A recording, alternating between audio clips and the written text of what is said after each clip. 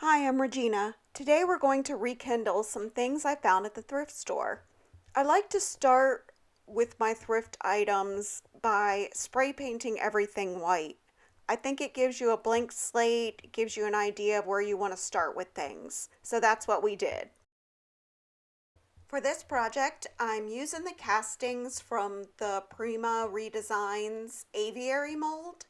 I set them on a cookie cooling rack overnight so they had plenty of airflow and less cracks. These flowers are from that as well. I also have these decoupage papers by Craft Treat, and they are in the design French Florals. They're really pretty. It's a nice thick paper, and I found them pretty easy to work with for sure. I just flipped through and chose the design I wanted to use. I took these two metal tags from the Dollar Tree that I'm going to be using and removed the twine. Once I removed the twine, I chose the sheets and the sections that I wanted to use and just laid it over top to make sure that's exactly what I wanted. And I'm going to go in with some Mod Podge and put a nice thin layer. Once I get my layer down, I pick up my sheet and I gently just place it over top of the tag. And then I just gently smooth it down and make sure there are no bubbles. I kind of trace the tag with my finger and then I cut around it with a pair of scissors. After I cut it down, I'm going to take my stylus and repunch the hole that was at the top. Now I'm going to take a sanding block and I'm going to just sand the paper overhang off of the edges to make sure that's all removed. I put that to the side and I start on the next one. I repeat the steps, putting a thin layer of Mod Podge on the tag from Dollar Tree. And then I take my paper, gently lay it over top, and then smooth it down with my hands, making sure there are no bubbles. I again go in with my scissors and trim off the additional excess and take the sanding block and just gently remove the overhang of the additional paper. Next step is to take something thin like a stylus and repunch your holes. Now I'm going to take these little risers from the Dollar Tree and I'm just putting them on here because I want to put a thin layer of Mod Podge on top of them, but I don't want them to stick to my craft area. Once I get that done, I put it to the side to dry and I start painting all of my little pieces. I paint my little bird, my flower, and my little leaves. Since they're so tiny, I do use my stylus to hold them down so that I can get a good coverage of paint on them. I do end up putting 2 coats on these. Once they're dry, I add my twine back into my tags. I'm layering them on top of each other. Then I take my castings and I just kind of move them around to see where I want them and then officially glue them down. Now I'm going to take some gold leaf rub and buff and I'm just going to squirt some onto the paper. I'm going to dab my finger in it, dab it off a little bit, and then I'm just gently going to rub over the raised edges of the castings, just so all of those little details pop. I think this really just adds a little special touch. I'm just taking my time hitting all of those edges. On the pieces that I can't really get to with my finger, I use my finger because I feel like I have more control. I'm taking a small little brush and I'm just getting into those crevices. Then I take the brush and I also go around each of the tags on the outside. Now I'm going to take a piece of muslin because I've decided that I don't really want the twine. I'd like to hang it with a piece of muslin. I'm just cutting a small slit and then I'm ripping it. I like the ripping method because it gives the nice frayed edges and the worn, tattered look. I get that tied on with a nice little knot, and then I start with my muslin and some Dollar Tree lace ribbon, some seam binding from an Etsy shop called Scrap Cabin Shop, and those are in the color Dusty Pink and Ivory. What I'm going to do with those is I'm going to start laying out some ribbon to make a bow.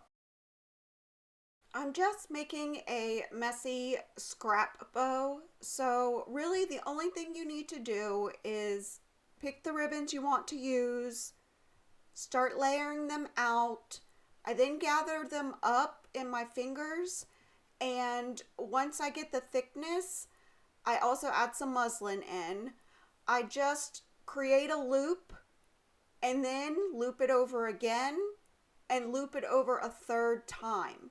Once I have the loops done, I take another piece of muslin and I tie it in a knot around the whole package.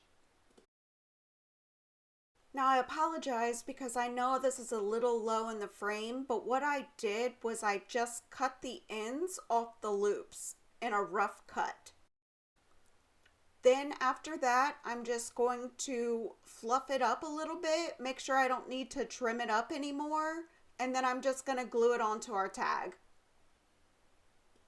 These little tags are great space fillers, and they can be made to suit any decor. The last thing I'm going to do is I'm going to take these glue dots that are pop-up, so they're going to provide a little bit of space in between the tags so that they're not flat against each other, but they also won't move around.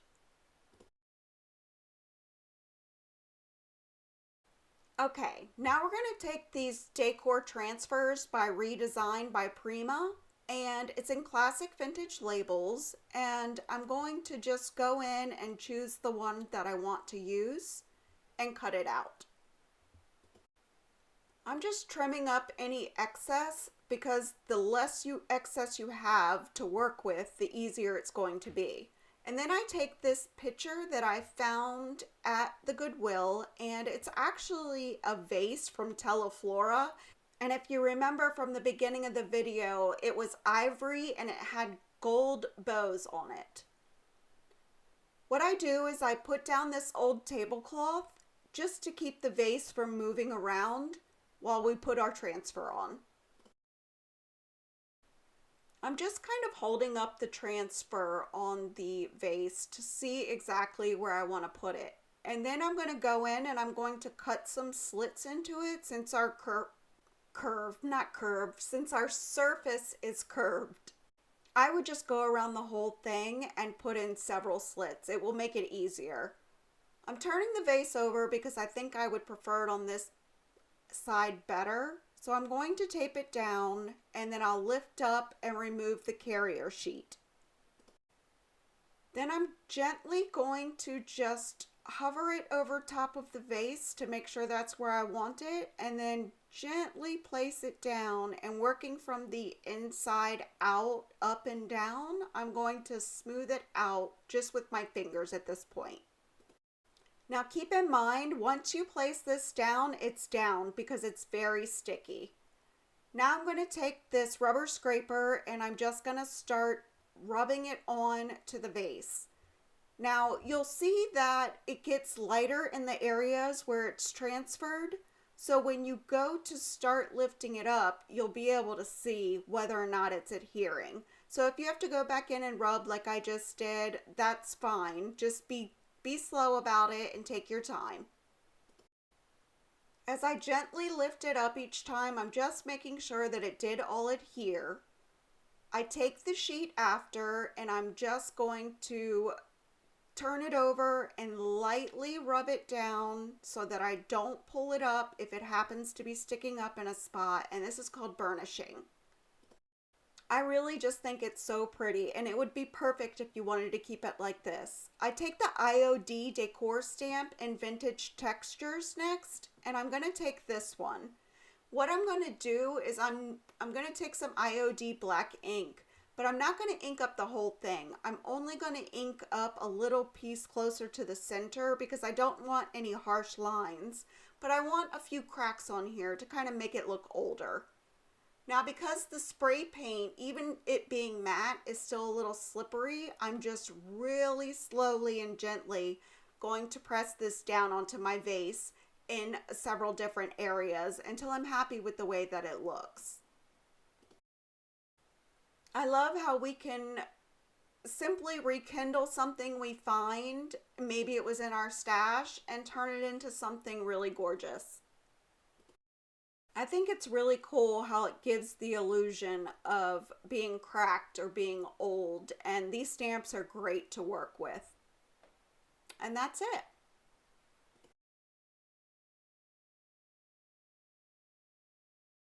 Now this is from my stash, and I'm going to rekindle it into a really cool piece of French country art. I start by taking out all of the guts from the inside. Now, I probably should have used that piece of styrofoam to do what I'm doing next, so maybe you should consider using a piece of styrofoam or board, because I do end up breaking the glass even though the project works. I took this roll of burlap that I found on Amazon and I cut a piece to fit my picture frame. I didn't like the way that it was kind of see-through, so I do go in and cut an additional piece so that it's doubled up and you can't see the white through the burlap. I then glue it down to my piece of glass all the way around, and now I'm going to take the frame and I'm going to lay it over top because I want to use this stencil. This stencil I found on Amazon. What I'm doing with the frame here is I took it and I used a marker to create those black dots in the corner.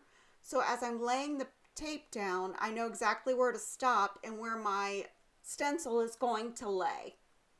So I get that tape down, and now I'm going to just center my stencil and I'm going to get that taped down.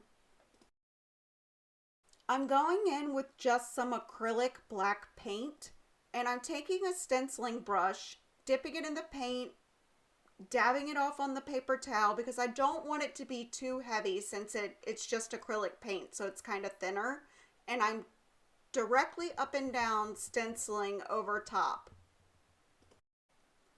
As I pull it up, I see that I do have a little bit of bleed on a couple of the letters. The only one I'm really concerned about is the L, but what I was able to do was because there's a double layer of burlap on here, I actually could take scissors and a little X-Acto knife, and I just cut out the extra paint. And honestly, it's really hard to tell that I even had a bigger boo-boo there. So I pop it back in the frame, and once I get all the pieces back together, I go in with a sanding block and just distress it a little bit around all of the edges.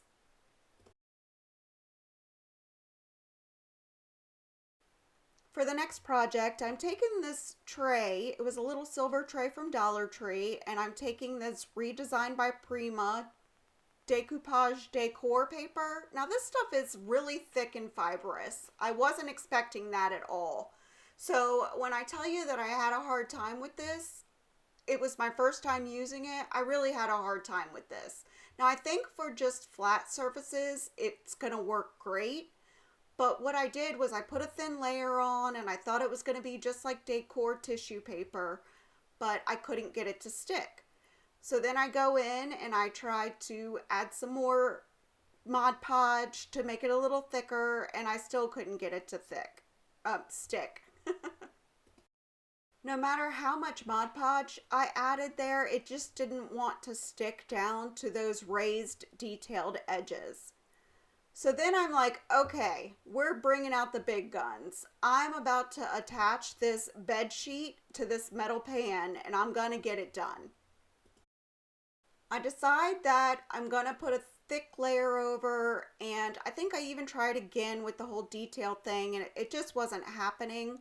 So I did go in to the center part, and I started dabbing it down with Mod Podge on top as well, and I was able to get that to start sticking. So what I did was I went over the entire center and got it all put down, and then I'm going to go in with my X-Acto knife And I'm going to start to trace around the edges and just cut off the excess so that the only part left will be in the center.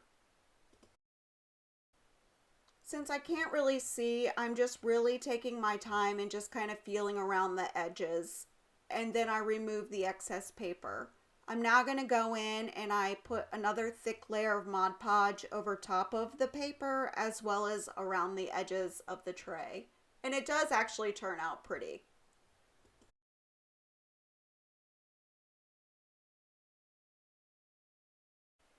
And here's our finished projects. I hope you enjoy them as much as I did making them.